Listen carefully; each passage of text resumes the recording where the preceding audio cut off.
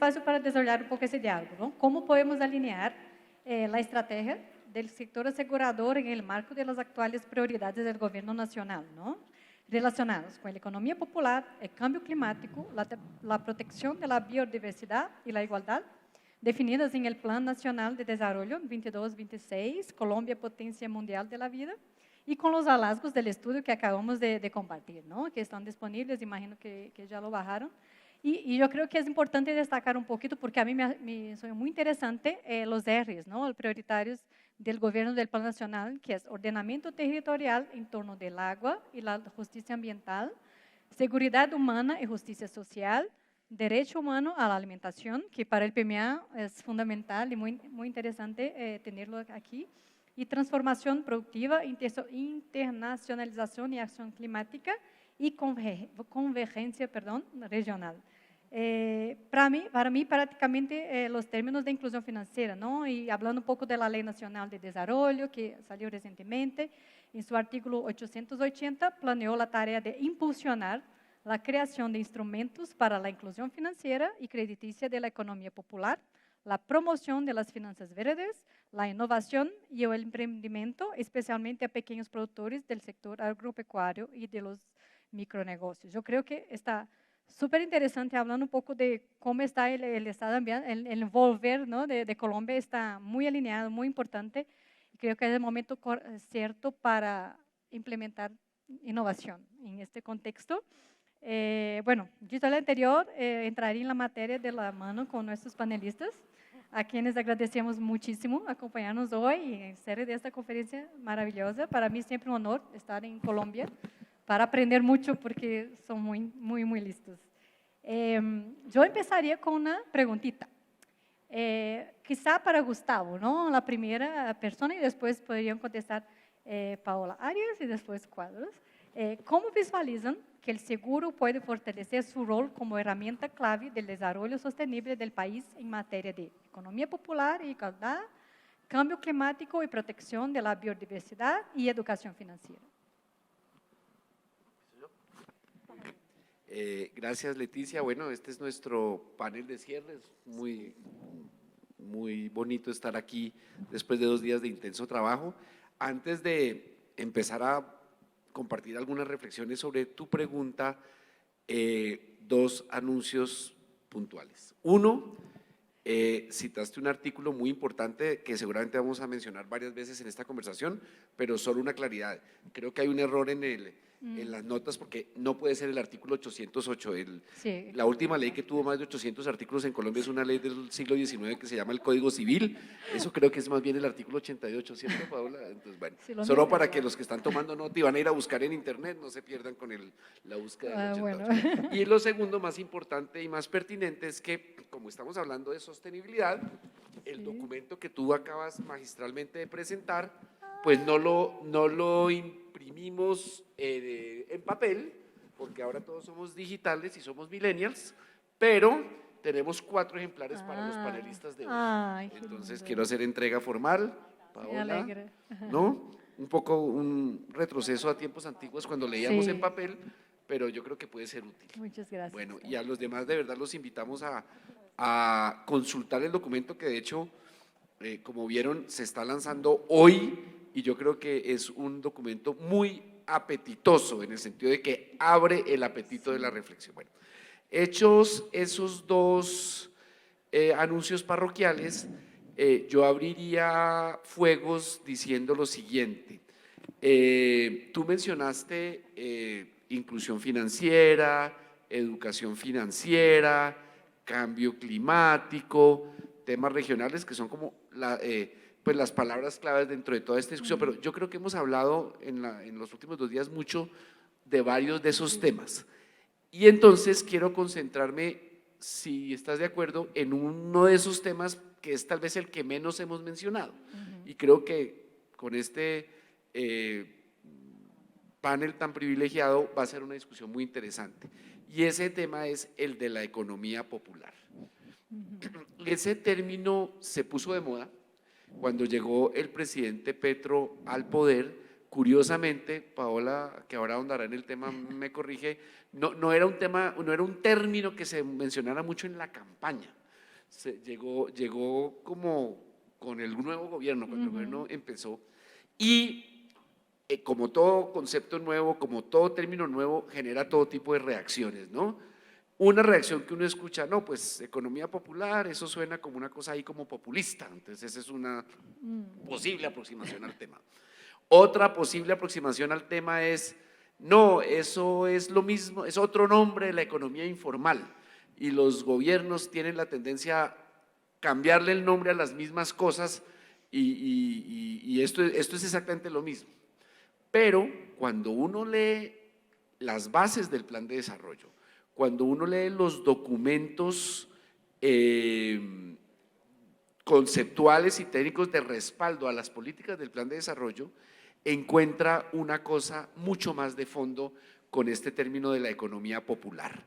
Lo que encuentra, y aprovecho este espacio para invitar a todos a que nos familiaricemos y profundicemos en el tema, es que de lo que se trata es de hacer visible toda una red, todo un ecosistema, todo un universo de agentes económicos a los cuales se les puede ayudar a prosperar, a los cuales se les puede ayudar a crecer, pero que no gozan de los privilegios de la formalidad. Sin embargo, si esto es lo que uno aprende leyendo estos documentos, si uno sigue mirándolos como informales, pues termina desde la política pública o desde la economía formal estigmatizándolos, discriminándolos, porque casi que se les pone una barrera. Yo no puedo hacer negocio contigo, yo no te puedo contratar si no te formalizas, tú estás como en otro mundo. Pero en cambio, si empezamos a mirarlos como una economía a la que se puede acceder por caminos novedosos, atendiendo tu pregunta de la innovación, se abre un nuevo mundo de posibilidades. Voy a ilustrar el punto con un par de ejemplos que además empiezan a contestar tu pregunta sobre los seguros. Las juntas de padres de familia de las escuelas públicas. En todas las escuelas de Colombia y colegios públicos y privados hay los padres de familia, ¿no? Que suelen ser una pesadilla cuando uno es padre de familia, pero existen y están ahí y funcionan. ¿Qué tal si esos entes que no son personas jurídicas, que no son empresas, que no son ONGs, pero están ahí, les encomendamos la alimentación escolar? Puede que funcione o puede que no funcione. En todo caso, seguro va a funcionar mejor que lo que tenemos ahora, que es contratar con unos contratistas, esos sí muy formales, que con mucha frecuencia incumplen y estafan al Estado en ese. Entonces fíjate, ahí hay una cosa, ¿es eso informal? Probablemente no. ¿Es formal? Probablemente no. Entonces ahí es donde surge el concepto de economía popular. Y por ahí están entonces las juntas de padres, las juntas de acción comunal, las asociaciones o redes de mujeres modistas y de sastrería en los barrios marginados. Tienen organización, tienen red, tienen líderes. ¿Por qué no ayudarlos? El plan de desarrollo, cuando uno lo revisa, tiene, no sé, mal contados 100 o 120 instrumentos para facilitar que el Estado y los particulares formales contraten con esas personas. Y entonces allí es donde, y con esto termino esta introducción, perdóname que me extendí más y creo que Paola nos puede complementar esta idea de economía popular mucho mejor como vocera que es del gobierno. Ahí es donde entran los seguros. Y en Fase Colda estamos empezando a aprender y a explorar y a hacer de puente con nuestras compañías afiliadas para explorar esas posibilidades. ¿Qué tal seguros de cumplimiento para estas juntas de padres de familia? Que le garanticen al Estado que esos señores también van a cumplir o si incumplen va a haber quien garantice el perjuicio causado por el incumplimiento. ¿Qué tal seguros de crédito para estas asociaciones de mujeres tejedoras o sastrerías o modistas en Ciudad Bolívar o en Siloé, en Cali? ¿Qué tal la infraestructura de vías terciarias con las juntas de acción comunal? ¿Qué seguros vamos a ofrecerle al Estado y a los particulares para potenciar eso allí? No es una idea del todo nueva. Hace 20 años se hablaba de la riqueza en la base de la pirámide, ¿no? Había un libro que todos leíamos en esa época. Más recientemente se hablaba de la economía informal y ya puse pues como un asterisco de por qué es problemático ese término. En seguros hemos hablado de microseguros, de seguros inclusivos, ahora hablamos, como ven ustedes, de seguros para todos. Pero me parece, Leticia, y la invitación aquí a todos los voceros de las compañías que nos acompañan es, miremos con ojos frescos, con ojos novedosos a los agentes de la economía popular, y ahí vamos a encontrar, uno, enormes posibilidades de apoyar las políticas del gobierno y apoyar sobre todo a esos agentes, y también una oportunidad enorme de crecimiento. Gracias, Gustavo. No, muy interesante, y a mí me encanta enfocar en el tema de la economía popular, porque sí, creo que fue lo que se quedó todavía más fuera de la discusión. Me encanta, por ejemplo, la idea de los padres, porque es lo que como PMA, por ejemplo, en Guatemala lo hacemos, ¿no? Trabajar el seguro con población, con los pequeños agricultores que fornecen la alimentación escolar a las escuelas. Entonces, sí, creo que eso, mirar con ojos frescos y buscar soluciones donde nadie ha llegado, porque sí hay mercado para todos, pero muchas veces creo que nos quedamos peleando por el misma fatía del queque, ¿no? No sé cómo decir, pero innovación. Pero ahora entonces invito a Paola para complementar. Gracias. Muy buenas tardes para todas y todos. Primero, dar un agradecimiento muy especial al doctor Gustavo y a Fasecolda por la invitación a participar en este panel de cierre de su evento de sostenibilidad. Segundo, pues decir que Gustavo me acaba de quitar todas las palabras y no tengo mucho más que agregar a la definición de economía popular. Y efectivamente, sí, estamos hablando de estas unidades productivas que son personas, son familias, son microempresas, son micronegocios que hacen parte de la economía colombiana, que están ahí y que representan la mayoría, por no decir la totalidad, del tejido empresarial colombiano. Y como Gustavo lo decía, son un grupo tremendamente amplio, tremendamente heterogéneo y que no tenemos incluso muy bien identificado y mapeado precisamente por estas características que comparten. Incluso desde la política pública es muy difícil medir el impacto que tienen sobre la generación de ingresos en la economía, pero están ahí y no podemos seguir haciéndonos los de la vista gorda o ignorando que parte y la mayoría de nuestros negocios y de nuestras unidades productivas son informales o son economía popular, no necesariamente informales, pero están ahí porque en la mayoría de los casos también no lograron generar algún ingreso para sustentar sus gastos propios, los gastos de su familia, los gastos relacionados con la vivienda, con la alimentación, y tuvieron que empezar a buscar sustento, qué hacer para poder vivir. Y ahí es donde empiezan a surtir muchos de estas unidades productivas que están en todos los sectores de la economía. Tenemos artesanos, tenemos pescadores, tenemos recicladores, tenemos vendedores ambulantes, tenemos una gama muy amplia de personas, de familias que están produciendo, vendiendo, comercializando algún bien o servicio. Y en la mayoría de los casos son informales, pero no necesariamente todos lo son, porque además la definición de informalidad es bastante amplia y tiene diferentes criterios. Bueno, y ahí podríamos tener una discusión extensa y larga de qué es informalidad, pero digámoslo de alguna manera, para no usar la palabra informalidad, son invisibles. Son invisibles en la economía. ¿Por qué? Porque no pagan seguridad social. Entonces no sabemos si vamos a los registros del PILA, de aportes a salud, de aportes a pensión, de aportes a riesgos laborales, no los encontramos. Si vamos a cámaras de comercio y buscamos en el RUES y en el registro que tienen las cámaras, pues tampoco los encontramos.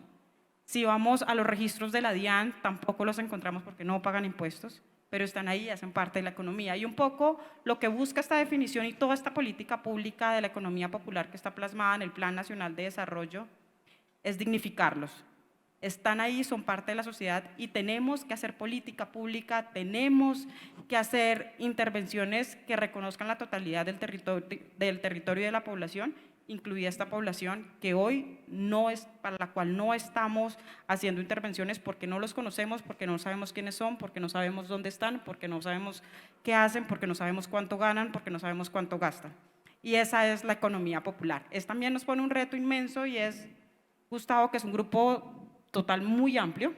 Según el DANE, pues hablamos, y la encuesta de Micron, hablamos de alrededor de 5 millones de micronegocios, que representan más de 10 millones de personas que trabajan en estos micronegocios, 10 millones y cerca de 5 millones de micronegocios Entonces tienen características totalmente diferentes. Entonces para la política pública, para ustedes, proveedores de servicios financieros, aseguradoras, también es muy difícil diseñar productos o atender las necesidades de esta población cuando no los conocemos y cuando además sus necesidades son muy diferentes. No podemos decir o armar una política pensando en que el pescador que está en Tumaco tiene las mismas necesidades que el comerciante del Restrepo en la ciudad de Bogotá o en Ciudad Bolívar, o por grupos etarios, o por regiones, o por sexo, y empezamos entonces a tener un abanico muy amplio, un espectro muy grande de una población heterogénea a la cual debemos atender, y eso nos pone un reto tanto desde la política pública como ustedes, desde el sector financiero, muy grande, y es poder conocer mejor a esta población para atenderla de manera adecuada. Y ahí cierro con esto, pues los seguros son clave porque como lo mencionaba antes, pues es una población en la mayoría en condición de pobreza o de vulnerabilidad. Están desprovistos de los esquemas de seguridad social, están como todos expuestos a los múltiples choques y riesgos a los cuales todos nos encontramos expuestos, pero tienen menores capacidades para afrontarlos. Y esto pues nos pone en el reto de generarles esa infraestructura de seguridad, de protección que necesitan, sobre todo para sacarlos de esas condiciones de pobreza y vulnerabilidad. Y yo aquí simplemente para cerrar en este primer abrebocas, quisiera hablar de algunas cifras que traemos de nuestra encuesta de demanda y encontramos que solo el 20% de las mujeres consideran que tienen suficientes ingresos para proteger su casa, sus pertenencias y su familia. Cuando les preguntamos si tienen cómo hacer frente a algún gasto imprevisto importante, solo el 30% de las mujeres dice que sabe cómo afrontar un gasto imprevisto. Si les preguntamos si tienen algún control sobre su situación financiera en el futuro, encontramos un porcentaje muy similar. Cuando les preguntamos si tienen ingresos para sobrevivir los próximos 4 semanas, si se llegan a quedar sin ingresos, encontramos que solo el 37% de las mujeres lo tienen. Y si les preguntamos, y acá ahí se enfoca en las mujeres porque son las que tienen el indicador más rezagado frente a los hombres, si tienen asegurado su futuro financiero, si tienen opciones pensando en su futuro, pues encontramos que también solo el 27% de las mujeres consideran que tienen asegurado de alguna manera, tienen previsto cómo va a ser su futuro financiero.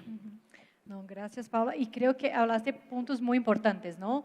Esta población, bueno, es más vulnerable exactamente porque está en una economía informal, o sea, si se queda enfermo, por ejemplo, no va a salir a trabajar, no va a ganar, se va a quedar totalmente desprotegido, ¿no? Más todavía las mujeres, principalmente porque sabemos de todas las barreras y todas las dificultades, ¿no? Y otra cosa que también hablas es conocer, ¿no? Creo que muchos aseguradores también tienen este miedo de entrarse en mercados que no conocen, porque son poblaciones que todavía no entienden, pero yo creo que con los ejemplos del PMA, es muy claro que es posible, ¿no? Es posible, porque estamos hablando de poblaciones realmente excluidas y no bancarizadas que no tienen acceso. Y creo que esto va a ser interesante para Paola Cuadros, porque también los productos que microdiseña, por ejemplo, son seguros, por lo menos que son amplios. ¿Qué es esto? No es para un tipo de actividades, ¿no? Hay productos que son una interrupción comercial. Entonces, no sé, Paola, también si quiere entrar en este punto, pero creo que sería interesante. Gracias, gracias. Y bueno, pero antes de arrancar quiero también dar las gracias, unirme a las gracias de Paola. Además, porque es un honor para mí estar aquí al lado de Paola, que es gran amiga mía con la que vengo trabajando estos temas hace mucho tiempo. Gracias, Gustavo, por la invitación, y además no lo dijiste, pero este es el primer Congreso de Sostenibilidad y qué honor estar aquí. Antes tenía otro nombre, lo hablamos el lunes, entonces por eso me atrevo a decirlo, y pues es un honor estar acá cerrando, aunque tenemos una limitación de tiempo enorme, y yo la verdad me tomé la tarea de pensar en las respuestas para las preguntas, pero bueno, tengo que correr un poco, sin embargo, alineada con lo que mencionaba Gustavo y lo que mencionaba Pau en torno a la economía popular y la relevancia o la importancia del aseguramiento en ese marco, yo tengo que decir antes de cualquier cosa que digamos es importante vincular la sostenibilidad con la economía popular y cómo cuando diseñamos productos de seguro los debemos diseñar pensando en las vulnerabilidades propias o las tipificidades o las necesidades que tienen estos individuos objetivo.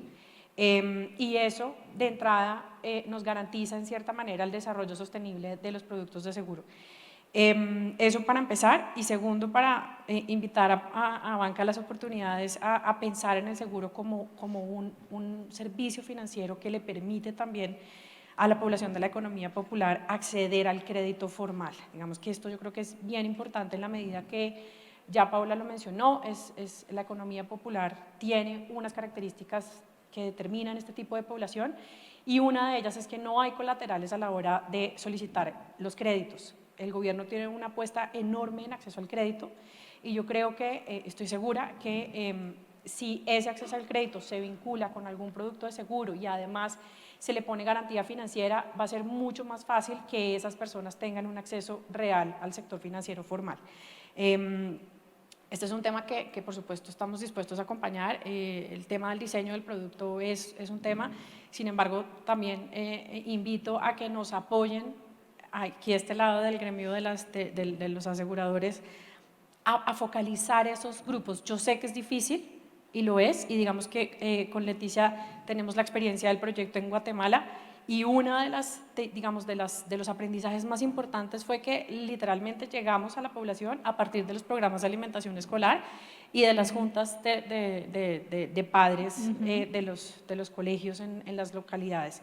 Ese modelo hay que replicarlo, pues no sé si el PAE en Colombia puede ser el elemento replicador, pero por ejemplo las organizaciones de productores, las asociaciones de comerciantes, para nosotros son determinantes, sobre todo a la hora de hacer los diseños de producto, porque a partir de ellos es que podemos tener justamente identificar cuáles son esas necesidades de aseguramiento que requiere la población y cómo a partir de eso podemos construir el producto. Yo tengo yo había planeado como una respuesta para cada una de las materias que preguntó Leticia.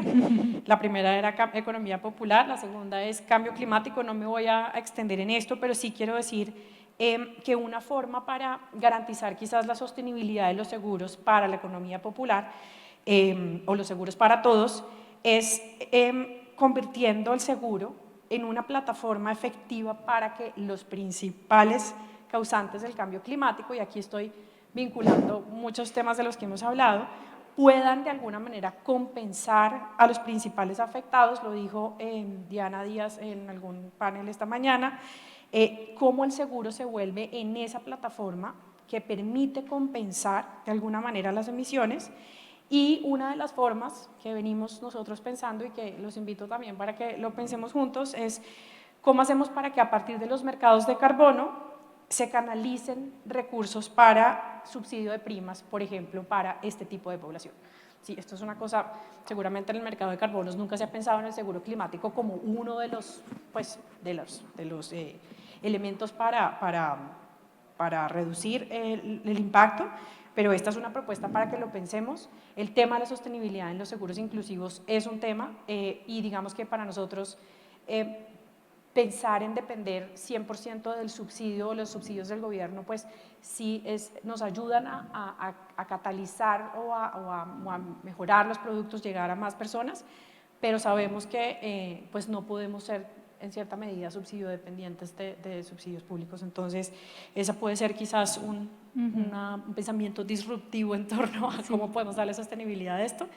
Y yo creo que por el tiempo, Sí, sigamos. no, gracias, Paulo. No, creo que es súper interesante. Y el ejemplo de Guatemala, sí, es bastante novedoso, creo que replicable en otros países, seguramente. Y la parte del subsidio, sí, creo que, por ejemplo, miran el CRIF, ¿no? En Caribe y Centroamérica, muchos de los gobiernos tienen un subsidio porque CRIF recibe fondos y el CRIF financia, o sea, regala el subsidio a algunos países. Este año creo que se va a terminar el proyecto, entonces no sé cómo va a ser renovaciones de pólizas en el futuro, pero creo que es una forma, ¿no? La primera ministra de Barbados siempre muy fuerte, porque claro, las pequeñas islas son las primeras que van a desaparecer, ¿no? Pero muy interesante la idea. Bueno, estamos cortitos de tiempo. Yo creo que quizá me va a la pregunta de los retos para cada uno de ustedes contestar, porque creo que no vamos a tener tiempo de cada una de las individuales. Entonces voy, bueno, ¿cuáles son los retos y las expectativas que existen respecto a dar continuidad al trabajo mancomunado entre el gobierno nacional, la industria aseguradora, con el apoyo del PNUD, ¿no? Que hemos escuchado a la representante, y los otros posibles aliados, ¿no? ¿Cuáles serían los retos y las expectativas? Si podemos comenzar, por ejemplo, por quizá Paula Arias. Tenemos las dos Paulas. Muchas gracias, Leticia. Yo quisiera, sé que estamos cortos de tiempo, pero traer dos elementos que Paola mencionó. El primero es cambio climático, y yo creo que hablando de economía popular, pues hablábamos precisamente de las características de pobreza y vulnerabilidad que comparte esta población, y hoy estamos viviendo con el fenómeno de la niña extendido que vivimos en el último año y con el fenómeno del niño que viene en este segundo semestre del año, cómo la población más vulnerable está viendo de manera más fuerte las inclemencias del clima, y estimaciones del Banco Mundial, por ejemplo, dicen que la pobreza va a subir se estima que un 300% para América Latina como consecuencia del cambio climático. Entonces, realmente aquí hay todo un tema de cambio climático, y tú lo mencionabas, Leticia, muy bien, los ejemplos que traías de Centroamérica, que está en el centro del trabajo de la economía popular, y hay una convergencia economía popular-clima 100%. Y el segundo elemento que quería traer a la mesa es el de género. Y aquí muchos de ustedes seguramente nos acompañaron en el lanzamiento de nuestro reporte de inclusión financiera hace un par de semanas, y en las cifras que presentaba la Superintendencia Financiera de Colombia, veíamos que en las estadísticas de penetración del seguro es mucho menor para mujeres que para hombres, hay una brecha de 12 puntos porcentuales.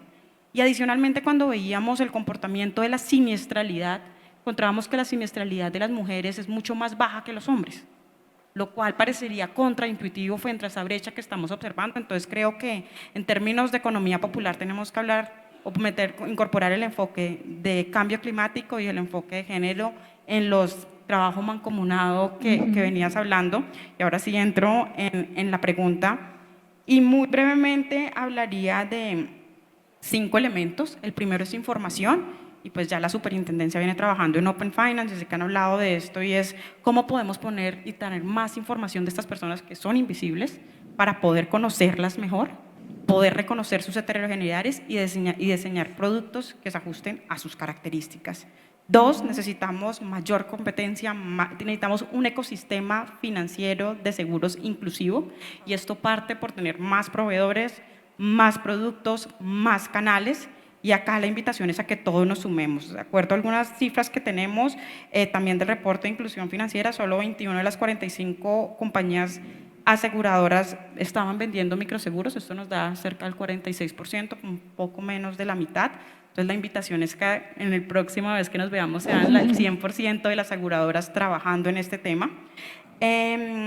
Y aquí en el trabajo mancomunado, y que venimos trabajando en un proyecto que esperamos muy pronto lanzar, Fasecolda, PNUD y Banca de las Oportunidades, pues lo que buscamos con este proyecto es ser una incubadora de productos, de nuevas iniciativas, precisamente que reconozcan estas características de la población.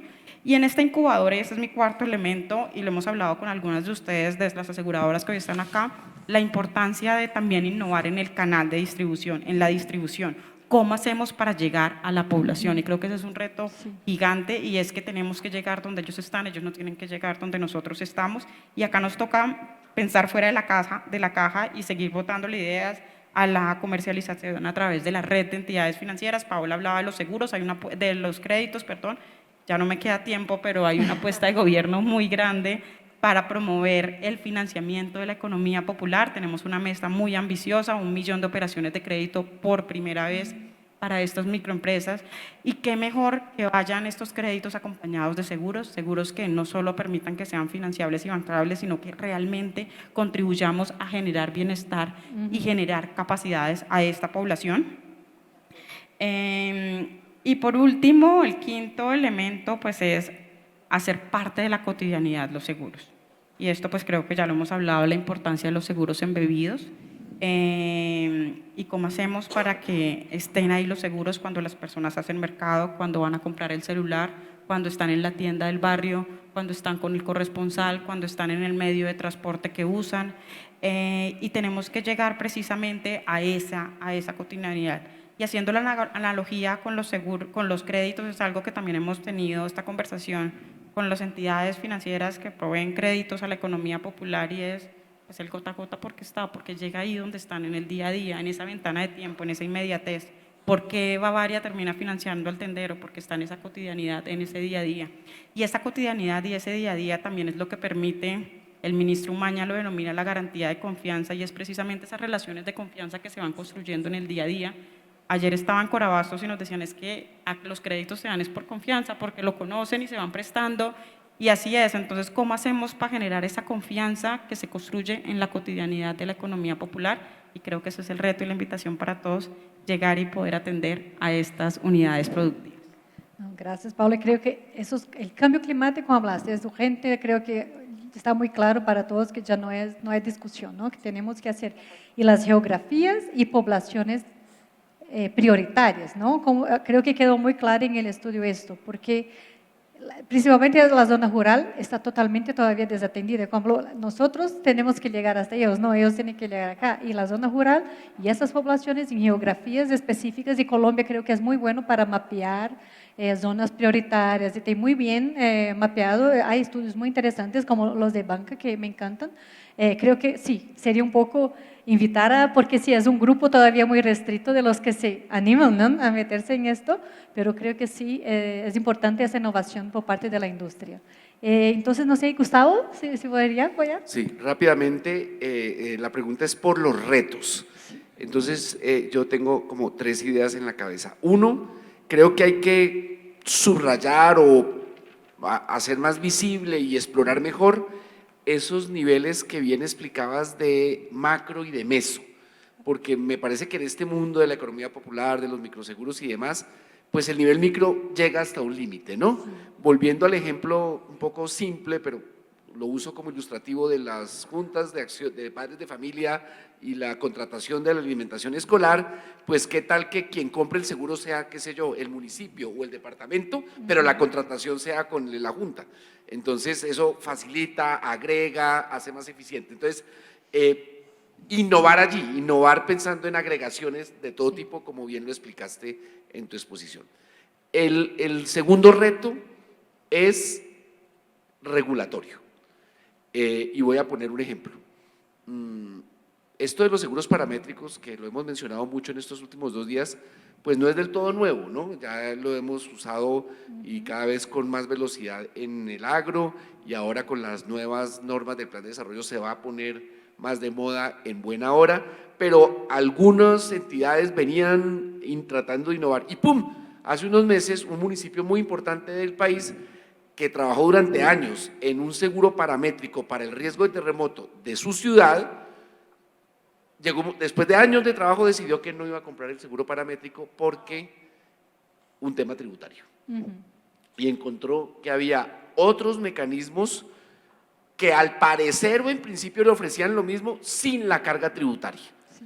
Ahora, cuando uno ahonda un poco, encuentra que esos otros mecanismos no tenían ningún nivel de protección, pero por no pagar un 19% de IVA, ese municipio decidió cancelar. Entonces, hay que hacer un inventario, y en eso lo estamos haciendo en Fasecolda, de dónde están las barreras regulatorias.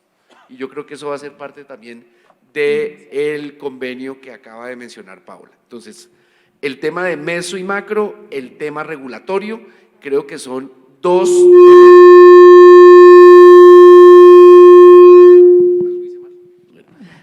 creo que son 2 de los grandes desafíos, y el tercero es más cultural, más de actitud, pero creo que es un reto, y es nunca dejar de dialogar. Siempre tener los puentes abiertos para dialogar con el gobierno, con las entidades territoriales, con la ONG. ¿Por qué lo digo? Porque a veces, no está sucediendo ahora, pero uno lo ve como una eventualidad, puede haber razones para romper el diálogo. En el caso de Fasecolda, por lo menos, la regla es nunca romper el diálogo con quien sea que haya que dialogar. Buenísimo, y ya no tengo mucho tiempo, pero gracias, Gustavo. Yo creo que las barreras regulatorias son claves. Eso que mencionas es determinante. Nosotros justo lo vemos porque el seguro agro, digamos el que va por el ramo agro, tiene un IVA del 5%, pero si es el seguro paramétrico que va igual por el ramo de daños, tiene el 19%, ¿no? Entonces ya de entrada, y los dos digamos que están focalizados en población de la economía popular, que por qué no, digamos, unificar el mismo IVA para la misma población. Y por el otro lado, yo creo que es un tema que no se puede dejar de pensar, esto es una cosa de todo el tiempo repensar y repensar, y es el tema del SARLAFT, simplificado para la economía popular. Yo sé que la Superintendencia Financiera ha hecho unos esfuerzos enormes, recientemente hizo una simplificación, pero por eso digo que no hay que dejar, digamos, ya hizo la simplificación y ya, no, esto hay que volverlo a revisar y revisar si realmente es eficiente lo que se revisó hace un año, 2 años aproximadamente.